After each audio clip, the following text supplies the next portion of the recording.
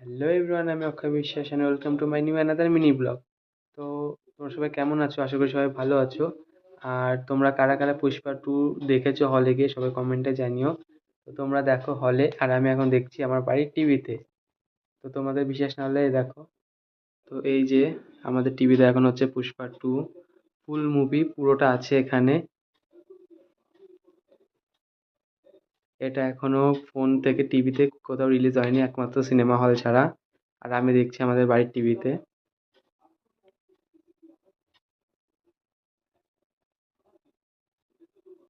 তোমাদের বিশ্বাস হলো কি না জানি না, কিন্তু সত্যি আমি দেখছি আমাদের বাড়ির টিভিতে। তো তোমরা কারা কারা দেখতে চাও পুষ্পা টু, সবাই আমাকে কমেন্টে জানিও।